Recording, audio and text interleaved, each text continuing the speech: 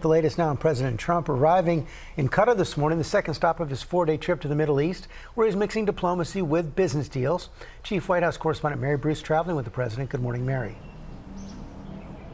Good morning, Georgia. President Trump now on the second leg of his visit here in the Middle East, here in Doha. But before leaving Saudi Arabia early this morning, the president having an historic visit with the new president of Syria, the first by an American president in more than 2 decades.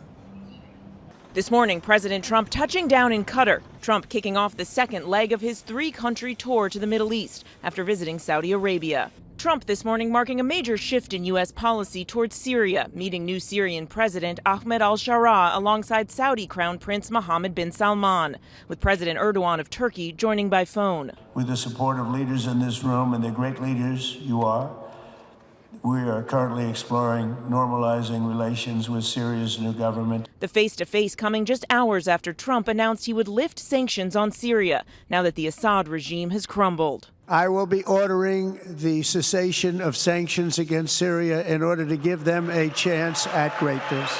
It's a move, Trump says, came at the request of the Saudi Crown Prince. Oh, what I do for the Crown Prince.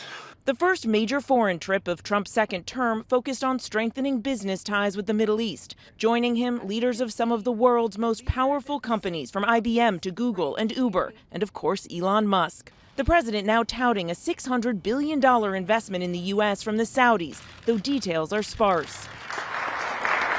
The Saudis giving Trump the royal treatment. The Crown Prince rolling out the lavender carpet. Trump piling on the praise. I like him a lot. I like him too much. That's why we give so much, you know? Too much. I like you too much. The president describing a transactional approach to foreign relations based on making deals regardless of past history. From embracing the Saudi Crown Prince years after U.S. intelligence concluded he orchestrated the murder of Washington Post journalist Jamal Khashoggi, to forging ties with Russia's Vladimir Putin. In recent years, far too many American presidents have been afflicted with the notion that it's our job to look into the souls of foreign leaders and use U.S. policy to dispense justice for their sins. But hanging over the visit, serious questions about Trump's own business interests. His sons, who now run the Trump Organization, have projects in the works in all 3 countries he's visiting. Trump Tower, Jeddah.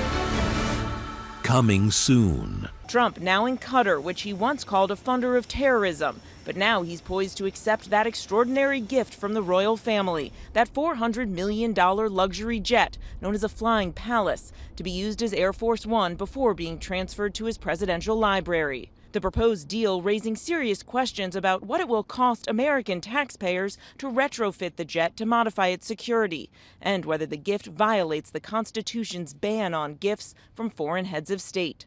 Trump overnight defending that proposed gift, saying the current Air Force One is less than impressive. Some people say, oh, you shouldn't accept gifts for the country.